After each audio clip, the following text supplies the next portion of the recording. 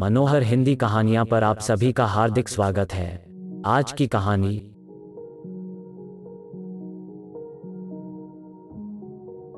आज तीज का उत्सव था। 16 श्रृंगार से सजी धजी रेणु का रूप देख समीर उस पर मुग्ध हो रहा था, मगर फिर जल्द ही उदास हो गया। साल में 2-4 तीज त्योहारों पर उसकी पत्नी रेणु इस तरह तैयार होती थी। बाकी दिन वो समीर की भाषा में कहें तो झल्ली बनकर घूमती थी। समीर रेणु से बेढा प्यार करता था। वैसे वो बेहद सीधा सादा फैमिली पसंद था, लेकिन उसकी एक कमजोरी थी, स्त्री का बनाव श्रृंगार। वह रेणु को किसी फिल्मी पत्नी की तरह हर वक्त 16 श्रृंगार किए हुए नख से शिख तक सजी संवरी देखना चाहता था। उसको रेणु से बस यही एक शिकायत थी कि वो अपने बनाव श्रृंगार को लेकर पूर्णतया उदासीन थी। दूसरी ओर रेणु सुंदर, पढ़ी लिखी, सुघड़ गृहिणी थी। वो गृह कार्यों में इतनी उलझी रहती कि उसे अपनी ओर देखने तक का अवसर न मिलता और न ही उसे इसकी आवश्यकता महसूस होती थी। अक्सर दोनों में इस विषय को लेकर वाद विवाद होता था, पर फिर बात आई गई हो जाती। रेणु ने तीज की सभी पूजा विधियां संपन्न की और फिर झट से सारा श्रृंगार उतार और साड़ी बदल वही पुराना गाउन पहन लिया। यह देख समीर पुनः खींच उठा। रेणु, यहाँ आओ, मुझे तुमसे कुछ बात करनी है। समीर प्यार से रेणु का हाथ पकड़ते हुए बोला, रेणु, तुम कितनी सुंदर हो, मेरा और मेरे घर का कितना ख्याल रखती हो, मगर तुम में बस एक कमी है। थोड़ा सज संवर कर ब्याहता की तरह रहा करो, कभी तो मेरी ख्वाहिश पूरी करो। कुछ देर सोच में पड़े रहने के बाद रेणु गंभीरता से बोली, समीर, मैंने इस बारे में बहुत सोचा। मुझे लगता है वाकई मैंने तुम्हारी भावनाओं की कद्र नहीं की, लेकिन अब आगे ऐसा नहीं। अच्छा, तुम एक लिस्ट बनाओ कि तुम्हारी मुझसे क्या अपेक्षाएं हैं, फिर मैं उस लिस्ट का पूरा अनुसरण करूंगी। इतना सुनते ही समीर खुशी के मारे उछल पड़ा। वो भागा पेन और पेपर लाया और अपनी इच्छाओं को सूचीबद्ध करने बैठ गया। सुबह आधा घंटा मॉर्निंग वॉक और आधा घंटा योगा करना है। घर में भी हमेशा सजी संवरी साड़ी पहने होनी चाहिए, बाल बने होने चाहिए इत्यादि। समीर की सूची बहुत लंबी थी। रेणु सूची पढ़कर मुस्कुराई और बोली, मैं इस लिस्ट का पालन करूंगी, लेकिन ध्यान रहे तुम कभी भी मुझे बीच में रोकोगे टोकोगे नहीं। समीर कान पकड़कर बोला, कभी नहीं। समीर को अगले दिन का बेसब्री से इंतजार था। उसकी हसीन कल्पनाएं जीवंत होने जा रही थी। वो बहुत ही अच्छे मूड में सोया। अगली सुबह उसने बिस्तर पर पलटकर देखा तो रेणु गायब थी। समीर ने सोचा शायद तैयार हो रही होगी। वो अभी नहाई धोई सजी संवरी सी उसके पास आएगी और गालों पर एक चुंबन अंकित कर बड़े ही प्यार से उठने को कहेगी। लेकिन 10 मिनट बीत गए और ऐसा कुछ भी नहीं हुआ। झक मारकर समीर स्वयं ही उठ गया। देखा तो रेणु घर में नहीं थी। तभी उसे याद आया कि उसकी लिस्ट में सबसे पहला पॉइंट मॉर्निंग वॉक का था। बीबीजी, दूध ले लो। तभी बाहर से दूध वाले ने आवाज लगाई। उससे निपट वो अभी अखबार लेकर बैठा ही था कि बाहर से दोबारा हाँक लगी, कचरा।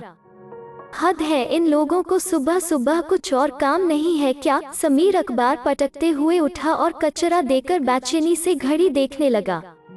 तभी हौंफती हुई रेणु घर के अंदर दाखिल हुई और सोफे पर मरनासन सी पसर गई। लगता है अभी चाय का कोई चांस नहीं है, ऐसा सोचकर समीर सीधा नहाने चला गया। नहाकर सोचा रेणु चाय बना रही होगी, मगर वो रसोई में नहीं थी। देखा तो रेणु टेरेस पर योगा में तल्लीन थी। मरता क्या न करता, खुद ही चाय बनाने के लिए चल दिया। उसने वादा जो किया था टोका टाकी न करने का। समीर नाश्ते का इंतजार कर रहा था। सॉरी, आज ज्यादा समय नहीं मिल पाया, इसलिए बस पुलाव ही बनाया है। ऑफिस के लिए भी पुलाव ही रख दिए हैं। रेणु पुलाव परोसते हुए सफाई देने लगी। अपनी ख्वाहिशों के साइड इफेक्ट झेलते हुए वो ऑफिस रवाना हो गया। वहाँ भी समीर का मूड उखड़ा रहा। शाम को घर लौटा तो रेणु को देख हैरान रह गया। आज वो किसी अप्सरा से कम नहीं लग रही थी। आसमानी शिफॉन साड़ी, खुले बाल, चूड़ियों से भरे हाथ, बिंदिया और सिंदूर से सजा माथा। रेनू का यह रूप देखकर उसके चेहरे की खोई मुस्कान लौट आई। उसने रेनू को बाहों में भरकर चूम लिया।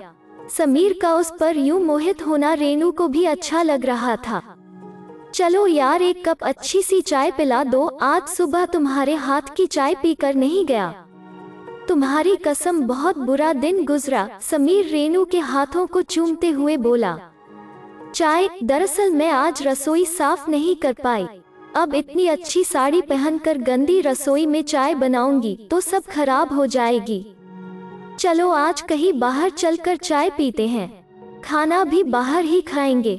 रेनू का प्रस्ताव सुन समीर हैरान रह गया। अरे अभी तो ऑफिस से थका हारा आकर बैठा हूँ, अभी कैसे बाहर चलूं? अभी तो कह रहे थे कि तुम्हें ऐसे देखकर एकदम फ्रेश हो गया, तो क्या झूठ बोल रहे थे?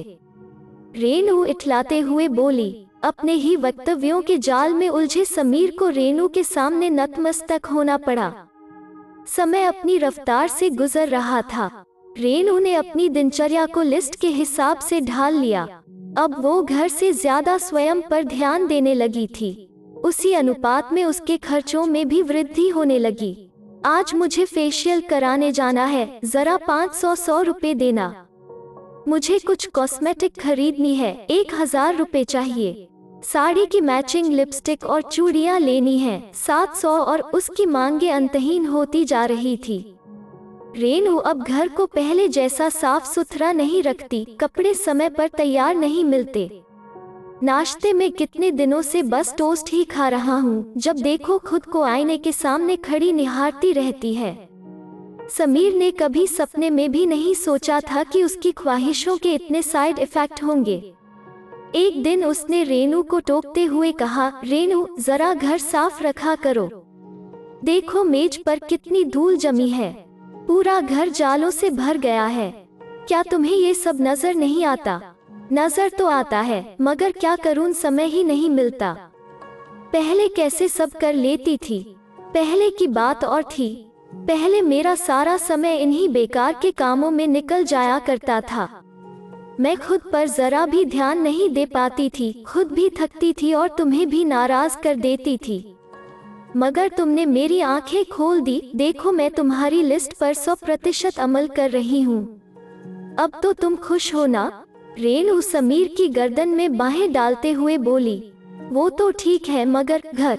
तुम घर की चिंता मत करो, मैंने कल एक फुल डे मेड को बुलाया है। 4-5 हजार लेगी, पर सब काम संभाल लेगी। क्या 4-5 हजार? पहले ही एकाएक इतने खर्चे बढ़ गए हैं कि घर चलाना मुश्किल हो रहा है, ऊपर से ये नई फरमाइश। समीर ने स्वयं को इतना असहाय कभी महसूस नहीं किया था। आज उसे सजी संवरी रेनू बिल्कुल अच्छी नहीं लग रही थी। उसे वही पुरानी झल्ली रेनू याद आ रही थी। वह हर वक्त सोचता कि अपने घर की गाड़ी को वापस पटरी पर कैसे लाए, मगर उसे कुछ समझ न आता।